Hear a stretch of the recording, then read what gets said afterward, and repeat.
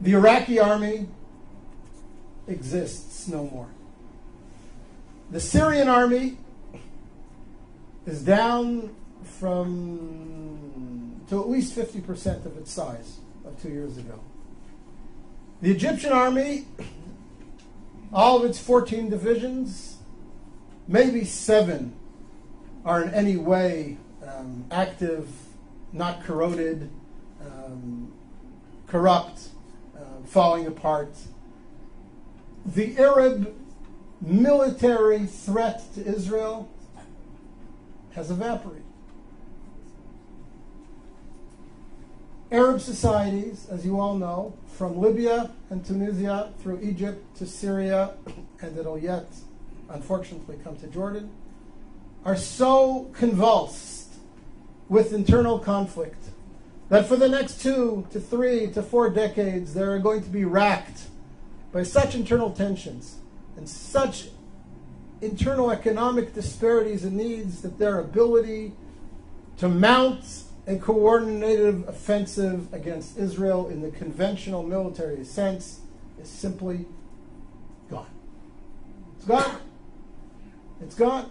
So before we start discussing all the threats and the emerging threats and the dangers that are posed to Israel from the crumbling of the old Arab architecture around Israel, first let's recognize that the conventional military threat against Israel has greatly disappeared.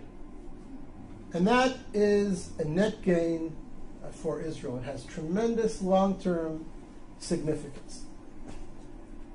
Now, we all know that there are new threats emerging.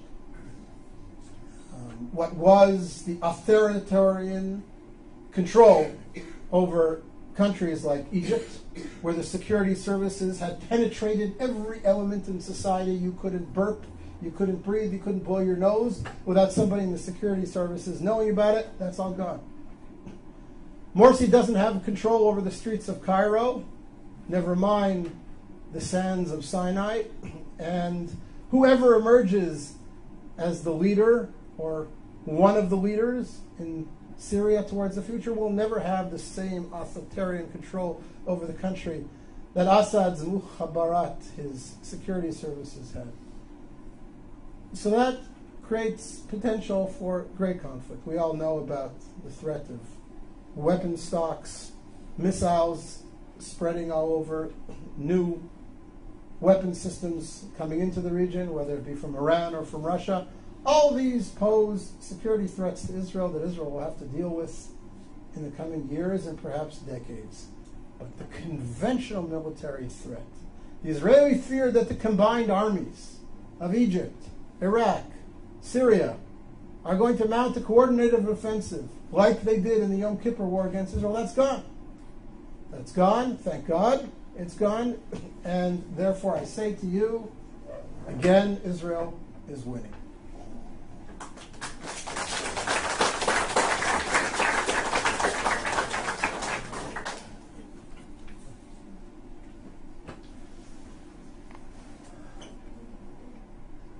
Point number 9, in grand historical terms, of course Israel's winning. Look at the society that's been created in Israel. Look at the creativity of the Israeli community. Look at the vibrancy of life in Israel. I look at my kids. I have a son-in-law who's a software engineer in Israeli military intelligence. I have a daughter doing her PhD in genetics at the Hebrew University. I have a daughter studying architecture at Ariel University in Samaria. I have a son completing his bachelor's degree in computer science in high school, and he will graduate high school with his degree in computer sciences, and he has studied intensively 17 tractates of the Talmud, and he knows his Bible inside out and backwards. And I have 2 younger kids who are in younger grades, and I look at them and I see their contributions and their future contributions to Israeli society, and I look at their friends who are all doing similar exciting things, And one of my daughters is a little bit of an artist as well. And you look at this and you say, what a wonderful youth we have.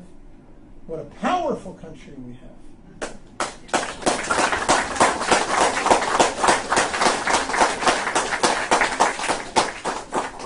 And I don't say this to gloat or to be racist, but it's important for us in terms of perspective to ask, what creative contributions has the Islamic Arab world around us made to the world over the last 100 years?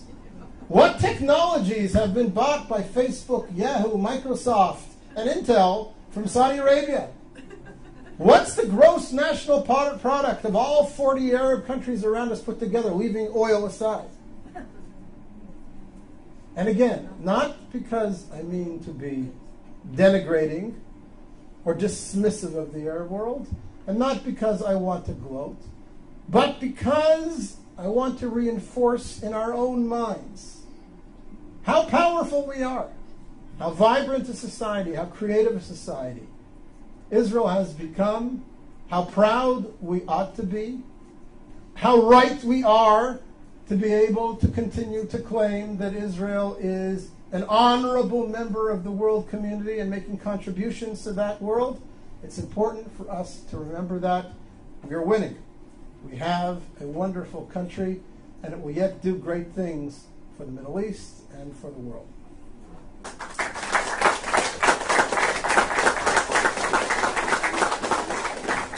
And I forgot, we now have gas.